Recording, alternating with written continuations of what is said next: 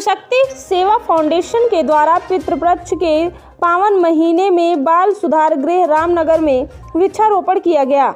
आपको बता दें कि शिवशक्ति सेवा फाउंडेशन के द्वारा पितृपक्ष के पावन महीने में बाल सुधार गृह रामनगर में वृक्षारोपण किया गया। संस्था के अध्यक्ष प्रीति रवि जायसवाल ने कहा कि पितृपक्ष महीने में पीपल के पेड़ों में जल देने का विधान बताया जाता है और पीपल का पेड़ देवतुल्य भी माना जाता है।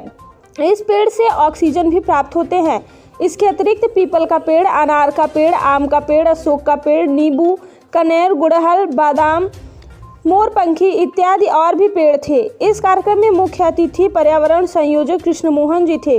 इस कार्यक्रम की उपस्थिति सम्माननीय सदस्य सरस्वती मिश्रा, प्रेरणा, गीतांजलि, संगीता सिंह, अशोक जी, रितु जी, रचना, सविता, ममता, प्रिया सिंह राजपूत, रूबी, नीतू, रवि प्रकाश जायसवाल की उपस्थिति में थी। मैं प्रीति रवि जायसवाल, शिवशक्ति सेवा फाउंडेशन की अध्यक्ष। आज यहाँ बाल सुधार गृह में इस प्रकार कार्यक्रम आयोजन किया गया। हम लोग बाल सुधार गृह में काफ़ी समय से प्लानिंग कर रहे थे और बहुत ही मेरी इच्छा थी कि मैं यहाँ पे पौधारोपण करूँ। तो सबसे अच्छा समय हम लोग को ये लगा कि आपने अभी हमारे जो मुख्य अतिथि थे उन्होंने बताया ओजोन के विषय में, तो वो भी उद्देश्य था हमारा पर्यावरण को शुद्ध करने के लिए।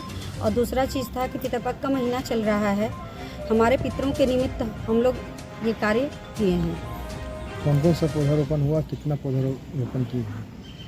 पौधा 11 पौधा आए थे, जिसमें से कि आपका पीपल का और आम का, बेल का और अनार था, नींबू था, मौसमी था, बादाम का था, मोरपंखी था, अड़हुल था, कनेल था और बहुत से ऐसे पौधे।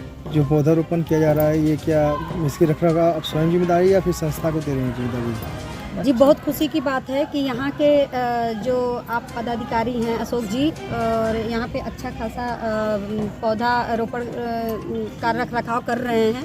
और मुझे बहुत खुशी है कि मैं ऐसे जगह पे पौधारोपण कर रही हूँ कि जो वो आगे भी इनके देख रेख में फूलेगा। और आपकी संस्था आगे क्या कार्यक्रम करेगी जनहित में? हमारी संस्था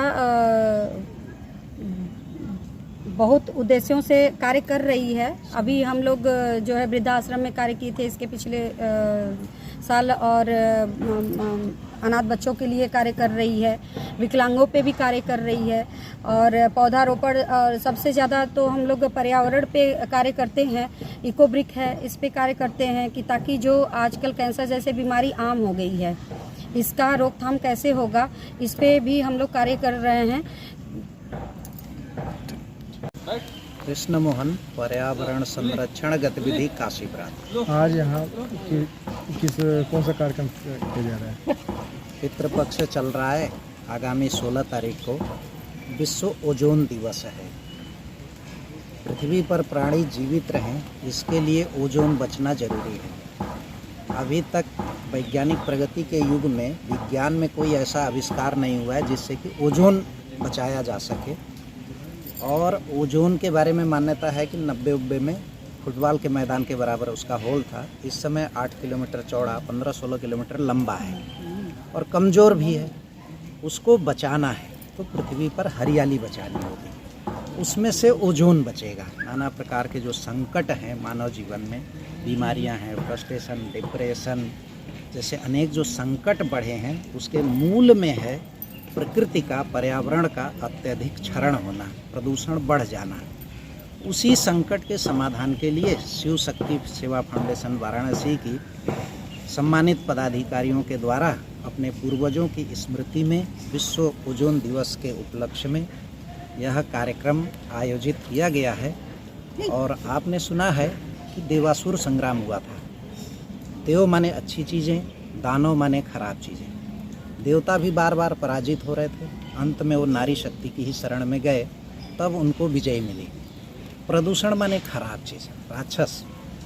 इस राक्षस से विजय प्राप्त करने के लिए कहीं ना कहीं नारी शक्ति का सहयोग इसमें जितना अधिक बढ़ेगा, उसी में से इस प्रदूषण रूपी राक्षस पर हम विजय प्राप्त करेंगे, अन्यथा यह प्रदूषण पर विजय पाने की लड़ाई अधूरी रह जाएगी। आज आप सब देखते ही हैं कि वायु में 80 खरब metric ton greenhouse gas वायुमंडल में बिखर चुकी हैं।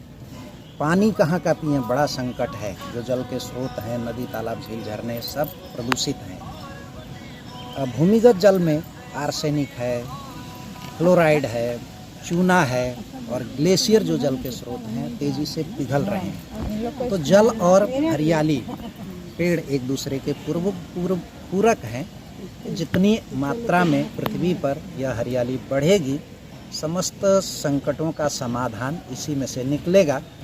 हालांकि सारी समस्याओं के जड़ में तो जनसंख्या विस्फोट है, लेकिन कहीं ना कहीं हम अपनी छोटी छोटी आदतों में बदलाव कर करके अपने जीवन में प्रकृति संरक्षण को स्थान दे करके इस दिशा में संपूर्ण मानव जाति के कल्याण के लिए हम कुछ कर सकते हैं।